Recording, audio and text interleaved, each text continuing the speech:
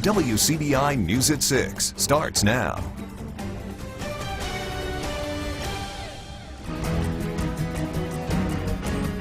We begin with breaking news out of Columbus tonight with new developments in a homicide. A man identified as a person of interest in the case is arrested and charged with murder. Jonathan Lee Majors II of Columbus was taken into custody today. He was found inside an abandoned house that investigators believe he was sleeping inside over the past several days. Police, Lowndes County deputies, narcotics task force agents, and U.S. Marshals made that arrest. Majors is being held in the Lowndes County Jail. No bond has been set.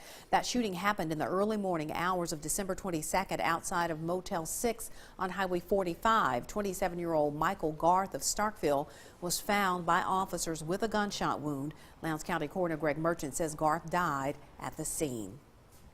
The Mississippi state flag has been taken down again at the Tupelo Police Department. This latest action follows an executive order from the mayor. WCBI's Allie Martin has a reaction from both sides of this issue. As of Tuesday morning, Tupelo's All-America City flag was on display in front of Tupelo Police Headquarters. Mayor Jason Shelton says he issued the order after getting complaints from residents in the neighborhood, which is more than 80% African American. The location of the police department, I think, is a significant factor. A city council order from 2 years ago says the state flag must fly at any municipal building with more than one flagpole. But to help ease any ill feelings about the Mississippi flag, the council agreed to fly the state's bicentennial banner through 2017. At the start of the new year, the state flag was flying again. Reaction was swift from those on both sides of the issue. It doesn't make any sense, you know. Bryant Hargrove is a member of the Confederates United Patriot Society. He says the Mississippi flag is about the state's history, and it was approved by a referendum in 2001. It's the state flag of Mississippi that was voted on by the people. It's not something that I said we needed to have, or you said we needed to have. It was the majority vote of the people. But Pastor Clarence Park sees the issue differently. I had encounters with the flag. It wasn't good. It always was something racial. Pastor Parks believes the time is long overdue for a new state flag, and he is calling on lawmakers to take action. Tupelo said that they are the All-American City. If we are the All-American City, we have no business flying that flag, which represent to me and many others, and not only blacks, some whites feel that it represents racism. Mayor Shelton said he knows any decision on the display of the current state flag will upset some people. The mayor is also calling on lawmakers to change the flag, and those who support the current state flag are vowing to continue making their voices heard. In Tupelo, I'm Allie Martin, WCBI News. And the Confederates United Patriot Society will hold a rally Saturday at noon at the Tupelo Police Department supporting the current state flag. The mayor's executive order only affects the flags at the Tupelo Police Department. Tupelo Mayor Jason Shelton issues his first veto. Recently, the City Council voted to build a turn lane on Edenville Road in front of Tupelo Christian Preparatory School as a way to reduce traffic congestion.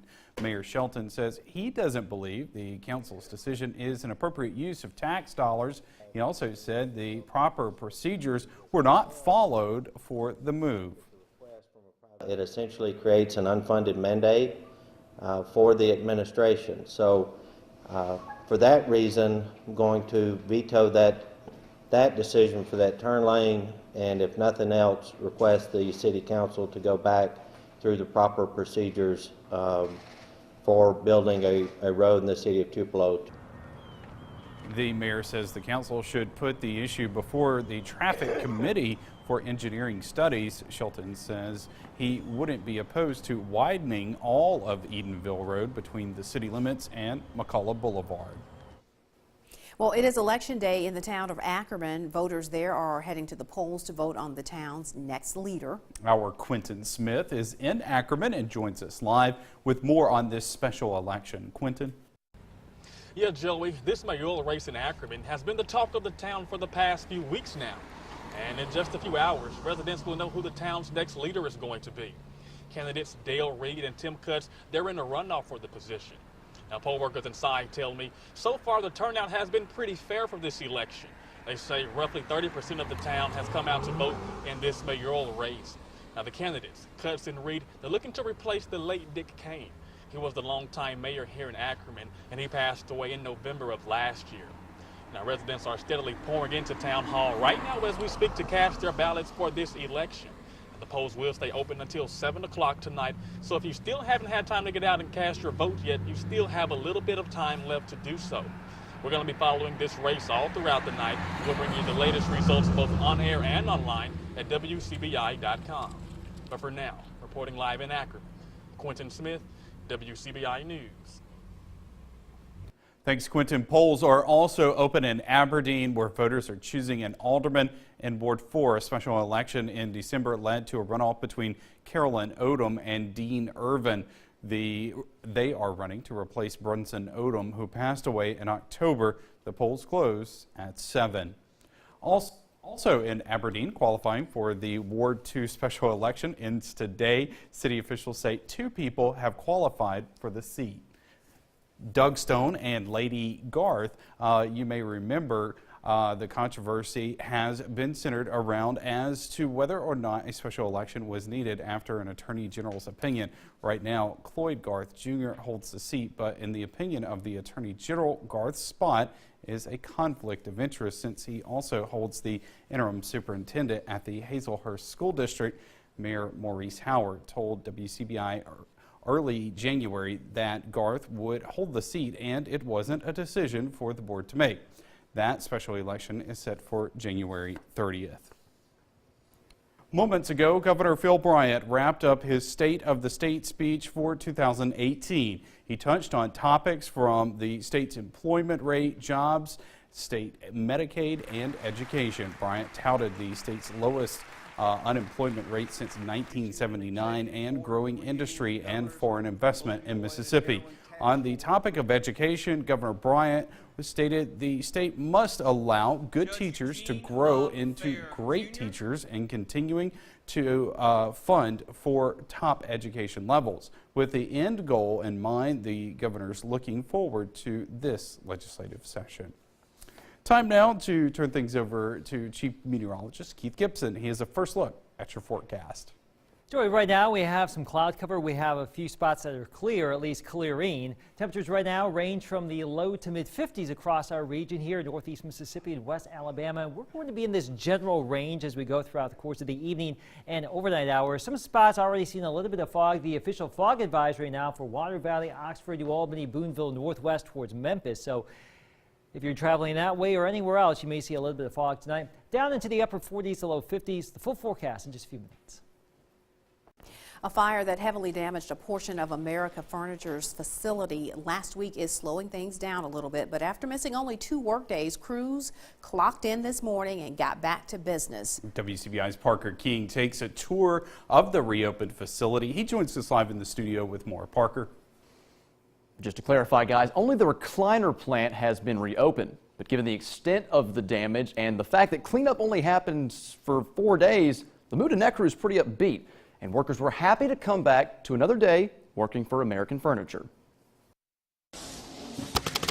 It's not completely business as usual, but American Furniture is back at work doing what they do best. I think that tells you a lot about their loyalty, that they're here. The fire burned down a third of the facility, closing the entire plant for 2 days. But here at the recliner factory, it's just another day at the office. Management says this positive work attitude comes from having good relationships with workers.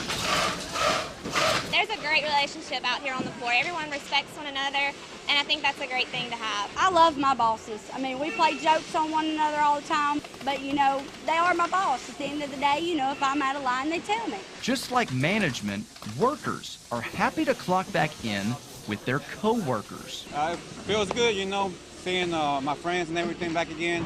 Having, first of all, having my job back, you know, feels good.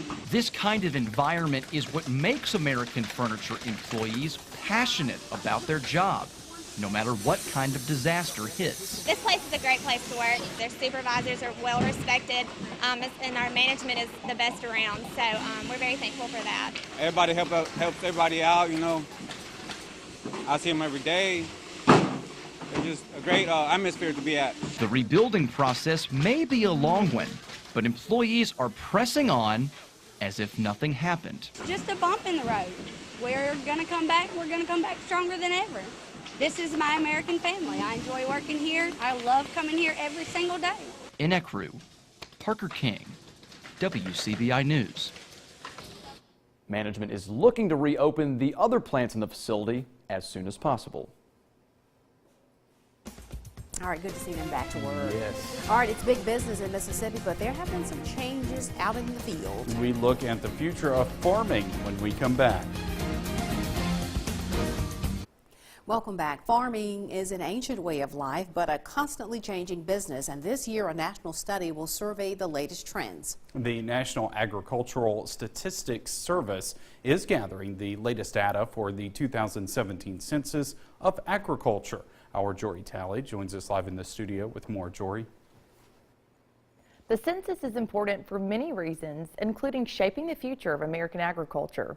I talked with farming experts today about the last census and how they believe the field is changing. Farming is one of the biggest businesses in Mississippi. According to the last census of agriculture, there were over 38,000 farms spread across the state. But it's not easy money. Farming is tough, you know. Most years you just work to try to break even. Over the last 5 years, crop value has changed, so farmers are producing more and getting paid less. Corn was $7 a bushel, soybeans was $15, and now corn is $3.50 a bushel, and beans are $8.40.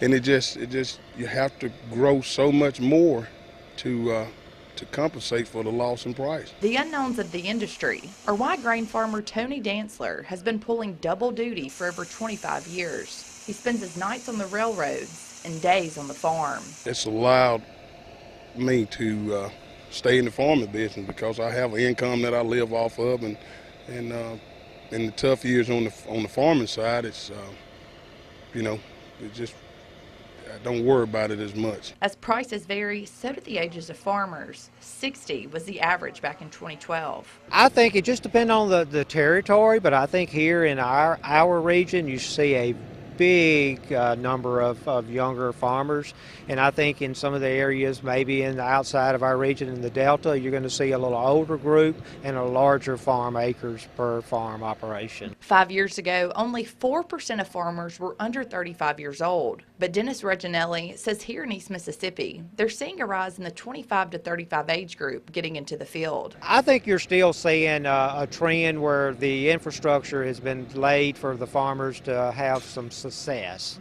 They're not getting into it as a new grower. They're getting into it because their family had a farm and they can join that family farming operation. The National Agricultural Statistics Service started mailing out questionnaires for the 2017 census to farm and ranch operators back in December. Completed forms are due by February 5th. More clouds on Wednesday, a little bit warmer though. Look at this, we are back in the 60s, even warmer yet on Thursday, and then we come crashing back down to winter-like levels. The full forecast is next. Your first alert forecast with Chief Meteorologist Keith Gibson.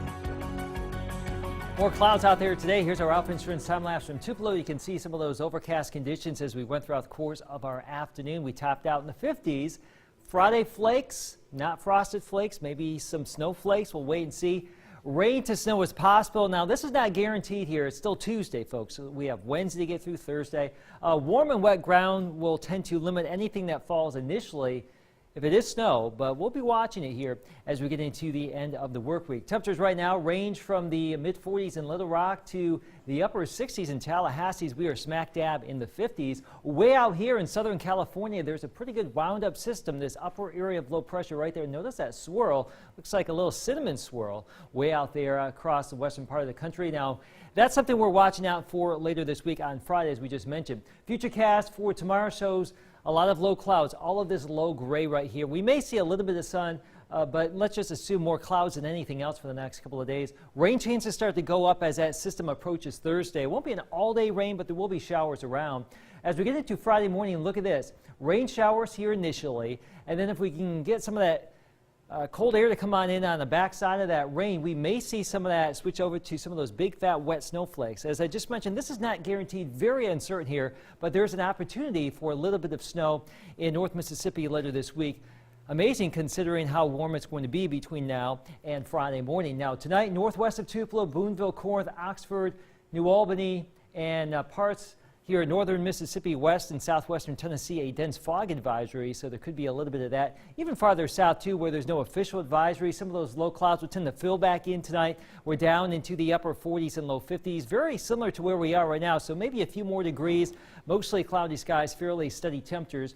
Your Wednesday planner, 50s, then some 60s here. A bit of a gloomy day, but it will be a little bit warmer with a more noticeable wind from the southeast at about 5 to 15 miles per hour. Widespread low 60s to mid 60s here, pushing 70 in New Orleans and 70s there across the Florida Panhandle. You can see how warm the region is relative to where we have been recently, but we're back to 68 on Thursday. Falling temperatures all day long Friday. Again, there could be a little bit of snow in there. We'll keep you updated. More sun for this weekend. We fall back into the 30s, lows in the low 20s. Chilly stuff. Here's your forecast. Sports is next. The CBI Sports with Robbie Donahoe is brought to you by your local Ford dealers. Go further. Well, have you recovered from last night? If you're a fan of the Crimson Tide, most likely probably not. The third straight season that Bama has played for a national championship. This game, though, may have been the most heart-stopping, incredible, crazy, wild. So let's show you how it happened once again. To Atlanta. What a night it was between Bama and Georgia for the national championship of college football. A relatively quiet first half, though. Georgia's Mecole Hardman out of the Wild Dog takes the direct snap and scores a touchdown. So Georgia leads 13-0 at the half. Jalen Hurts played that first half, entered Tua Tagovailoa, the true freshman from Hawaii, and he started to light it up. Southpaw going to work. Hits Henry Ruggs in the back of the end zone, another true freshman. It's a 13-7 game for the ensuing drive, 3rd and 11. Jake from State Farm going to hook up with Hardman. The sprinter speed gets away from Tony Brown. Some people call him Crazy Tony. Couldn't catch him. 80-yard score. It's 20-7 Georgia. But after a Georgia interception, this play really changed the tide of this game. Yes, the tide of this game. Meridian, Mississippi's own Raekwon Davis with the interception leads to a Bama field goal. It's 20-10 after 3. Fourth quarter. Here comes another true freshman, Najee Harris, bouncing one outside, picking up 35 yards, would lead to another field goal. So it's 20-13, under 4 minutes to play. 4th and 4.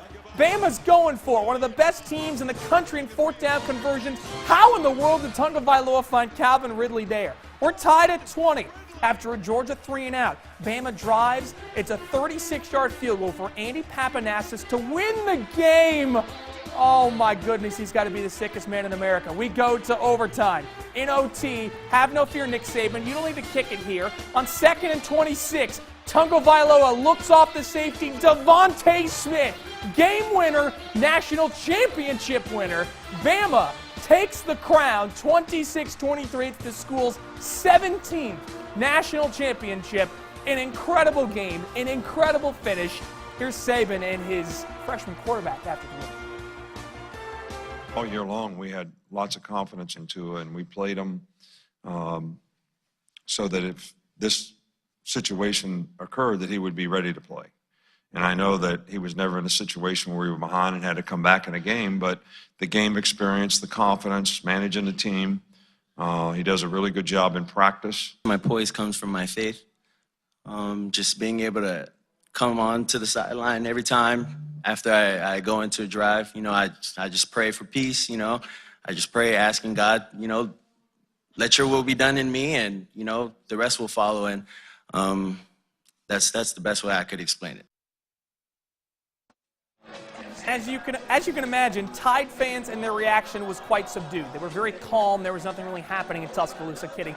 Bama fans and students flooded the Strip in T-Town following the national title win. It was one of the most watched national title games ever. Ratings were up during this year's playoff on ESPN as Alabama, as I mentioned, celebrating their 17th national championship in program history.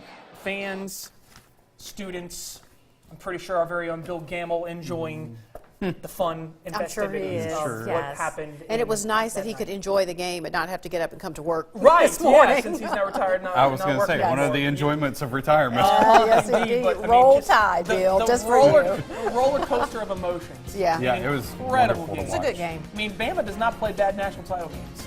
It's been really fun the last 3 years. Yeah, I know. And they won just how they lost last year, right? Yeah. All right, we'll be right back.